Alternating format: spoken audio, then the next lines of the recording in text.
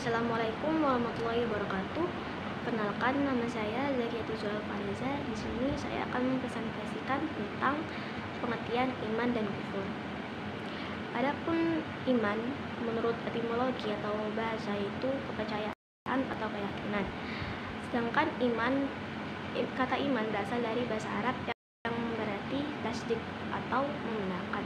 Sedangkan menurut syara atau menurut istilah, iman yaitu meyakini dalam hati, mengucapkan dengan lisan, dan mengerjakan dengan segenap anggota badan. Adapun keimanan yaitu merupakan akidah dan pokok yang di atasnya berdiri syariat-syariat Islam. Akidah dan syariat itu adalah satu sama lain atau sambung menyambung sebagaimana pohon dan buahnya. Adapun rangkaian keimanan yaitu meliputi iman tasdik dalam hati atau membenarkan dalam hati, diikrarkan dengan lisan, dan dibuktikan dengan amal atau perbuatan. Seseorang yang beriman dengan sungguh-sungguh dan dituturkannya dengan lisan dan perbuatan, maka itulah sebenarnya orang mukmin atau orang yang beriman. Jelaskan pula dalam Al-Quran bahwa yang dimaksud orang beriman atau orang mukmin adalah apabila disebut nama Allah berkatalah hati mereka, dan apabila dibacakan ayat-ayatnya bertambahlah iman mereka. Karenanya dan kepada Allah lah mereka bertawakal. Dan adapun kekufuran atau kafir, ialah ingkar kepada Allah dan membangkang kepada rasul-rasul yang dikirim kepadanya mereka, ayat-ayatnya dan hari kemudian. Sebab-sebab orang kafir atau sebab-sebab kekufuran yaitu ada dua hal yang perlu dicatat, yaitu Al-Quran memberi isyarat bahwa setiap manusia lahirnya dengan membawa potensi beriman dan bertuhan. Akan tetapi di lain pihak, Al-Quran justru mengungkapkan bahwa dalam kenyataannya, dalam realita hanya sedikit sekali manusia yang beriman. Dari permasalahan ini ada faktor-faktor penyebab pengingkaran atau kekufuran, yaitu 1. Kepicikan dan kebodohan, 2. Kesombongan dan keangkuhan, 3. Keputusasaan dalam hidup, 4. Kesuksesan dan kesenangan dunia. Adapun aliran-aliran iman dan kufur ada 5, yaitu 1. Khawarij, 2. Murji'ah, 3. Mu'tazilah, 4. Asy'ariyah, 5. Maturidiyah. Adapun aliran Khawarij ialah menetapkan dosa itu hanya satu macam, yaitu dosa besar. Dengan demikian, orang Islam yang tidak sejalan dengan pendirian aliran Khawarij dapat diperangi dan dengan dalih mereka berdosa, dan setiap orang yang berdosa adalah kafir. Dalam pandangan aliran Khawarij, iman itu tidak semata-mata percaya kepada Allah atau mengerjakan segala perintah kewajiban agama juga merupakan bagian dari keimanan. Dengan demikian, siapapun yang menyatakan dirinya beriman kepada Allah dan mengakui bahwa Muhammad adalah Rasul Allah, tapi tidak melaksanakan kewajiban agama dan malah melakukan perbuatan dosa, ia dipandang kafir oleh kaum Khawarij. Iman menurut Khawarij bukanlah as-siddiq, dan iman dalam arti mengetahui pun belumlah cukup. Menurut Abdul Al-Jabbar, orang yang tahu Tuhan tetapi melawan kepadanya bukanlah orang yang mukmin. Dengan demikian, iman atau percaya bagi mereka bukanlah tasdik atau membenarkan, bukan pula makrifah atau pengetahuan, tetapi amal yang timbul sebagai akibat dari mengetahui.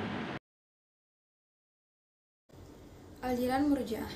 Menurut subsekte Murji'ah yang ekstrim, mereka berpandangan bahwa keimanan itu terletak di dalam kalbu. Oleh karena itu, segala ucapan dan perbuatan seseorang yang menyimpang dari kaidah agama tidak berarti menggeser ataupun merusak keimanannya. Bahkan keimanannya masih sempurna dalam pandangan Tuhan. Sementara yang dimaksud Murji'ah moderat adalah mereka yang berpendapat bahwa pelaku dosa besar tidaklah menjadi kafir meskipun disiksa neraka, ia tidak kekal di dalamnya bergantung pada dosa yang telah dilakukan.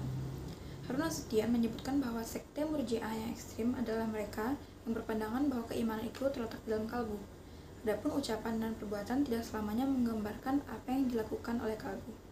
Oleh karena itu, segala ucapan dan perbuatan seseorang yang menyimpang dari kaidah agama tidak berarti menggeser ataupun merusak keimanannya. Bahkan keimanannya masih sempurna dalam pandangan Tuhan. Di antara kalangan Murji'ah yang berpendapat senada adalah subsekte Al-Jahmiyah, As-Sahlihiyah, dan Al-Yunusiyah. Mereka berpendapat bahwa jika seseorang telah beriman dalam hatinya ia tetap dipandang sebagai seorang mukmin sekalipun menampakkan tingkah laku seperti Yahudi atau Nasrani. Hal ini disebabkan oleh keyakinan Murji'ah bahwa ikrar dan amal bukanlah bagian dari iman. Sementara yang dimaksud Murji'ah moderat ialah mereka yang berpendapat bahwa pelaku dosa besar tidaklah menjadi kafir. Meskipun disiksa di neraka, ia tidak kekal di dalamnya, bergantung pada dosa yang dilakukannya. Walaupun demikian, masih terbuka kemungkinan bahwa Tuhan akan mengampunkan dosanya sehingga bebas dari siksaan neraka. Aliran Mu'tazilah. Seluruh pemikir Mu'tazilah sepakat bahwa amal perbuatan merupakan salah satu unsur terpenting dalam konsep iman. Aspek penting lainnya dalam konsep Mu'tazilah tentang iman adalah apa yang mereka identifikasikan sebagai ma'rifah atau pengetahuan dan akal. Ma'rifah menjadi unsur penting dari iman karena pandangan Mu'tazilah yang bercorak rasional. Mu'tazilah sangat menekan pentingnya pemikiran logis atau penggunaan akal bagi keimanan. Harun Nasution menjelaskan bahwa menurut Mu'tazilah, segala pengetahuan dapat diperoleh dengan perantara akal dan segala kewajiban dapat diketahui dengan pemikiran yang mendalam. Pandangan Mu'tazilah menurut Toshiko Itsu, pakar teologi Islam asal Jepang, menyatakan bahwa pendapatnya hal ini dengan konsekuensi yang cukup fatal. Karena hanya para mutakalim atau teologlah yang benar-benar dapat menjadi orang yang beriman. Sedangkan masyarakat awam yang mencapai teolog saja yang benar-benar dapat menjadi orang-orang yang beriman. Dan masyarakat awam yang mencapai jumlah mayoritas tidak dipandang sebagai orang yang benar-benar beriman atau Al-Asyariyah. Dalam majalah dan Al-Ibanah disebutkan bahwa iman adalah gawi dan amal dapat bertambah serta berkurang. Dalam Al-Luwa, iman diartikannya sebagai tasdih bi Allah. Argumentasinya bahwa kata mukmin seperti disebutkan dalam Al-Quran surat Yusuf ayat 7 memiliki hubungan makna dengan kata sadin dalam ayat itu juga.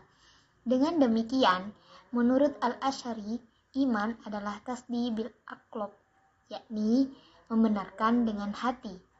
Di antara definisi iman yang diinginkan Al-Asy'ari dijelaskan oleh Asy-Syahrastasi, salah seorang teolog, menulis dengan berkata, iman adalah tashhid bi ajnan, membenarkan dengan kalbu, sedangkan mengatakan gawi dengan lisan dan melakukan berbagai kewajiban utama hanyalah merupakan cabang-cabang iman. Oleh sebab itu, siapapun yang membenarkan keesaan Tuhan dengan kalbunya dan juga membenarkan utusan-utusannya beserta apa yang mereka hawa darinya, iman orang semacam itu merupakan iman yang sahih, dan keimanan seorang tidak akan hilang kecuali jika ia mengingkari salah satu dari hal-hal tersebut. Jadi, bagi Al-Asy'ari dan juga Al-Asy'ariyah, persyaratannya untuk adanya iman hanyalah tasdik, yang jika diekspresikan secara verbal berbentuk syahadatain. Jadi, Asy-Syahristani menempatkan ketiga unsur iman, yaitu tasdik, qaul, dan amal pada posisinya masing-masing. Lanjut dengan aliran Maturidiyah. Pada masalah iman, aliran Maturidiyah samarkan berpendapat bahwa iman adalah tasdik bi al-qalbi, bukan semata-mata irar bil al-ilsan. Pengertian ini dikemukakan oleh Al-Maturidi sebagai bantahan terhadap Al-Qamariyah, salah satu subsekta Murji'ah. Ia berargumentasi dengan ayat Al-Quran surat Hujurat ayat 14. Ayat tersebut dipahami sebagai Maturidiyah sebagai penegasan bahwa keimanan itu tidak cukup hanya dengan perkataan tanpa dilaman oleh pula kalbu. Apa yang diucapkan oleh lidah dalam bentuk pernyataan iman menjadi batal bila hati tidak mengakui ucapan lidah. Menurutnya, isli seperti yang dipahami di atas harus diperoleh dari makrifah asli Hasil dari ma'rifah ini didapatkan melalui penalaran akal, bukan sekedar berdasarkan wahyu. Menurut Al-Mawardi, iman adalah tasdik yang berdasarkan ma'rifah. Meskipun demikian, ma'rifah menurutnya sama sekali bukan esensi ini, melainkan faktor penyebab kehadiran iman. Al-Badawi menyatakan bahwa iman tidak dapat berkurang, tetapi bisa bertambah dengan adanya ibadah-ibadah yang dilakukan. Al-Badawi menegaskan hal tersebut dengan membuat analogi bahwa ibadah-ibadah yang dilakukan berfungsi sebagai bayangan dari iman. Jika bayangan itu hilang, esensi digambarkan oleh bayangan itu tidak akan berkurang. Sebaliknya, dengan kehadiran bayang-bayang ibadah itu, ilmu justru menjadi bertambah. Iman adalah tasdik dalam hati dan diikrarkan dengan lidah. Dengan kata lain, seseorang bisa disebut beriman jika ia mempercayai dalam hatinya akan kebenaran Allah dan mengikrarkan kepercayaan itu dengan lidah. Konsep ini juga tidak menghubungkan iman dengan amal perbuatan manusia, yang penting tasdik dan ikrar. Cukup sekian dari kelompok kami. Apabila ada kesalahan kata, mohon dimaafkan. Wassalamualaikum warahmatullahi wabarakatuh.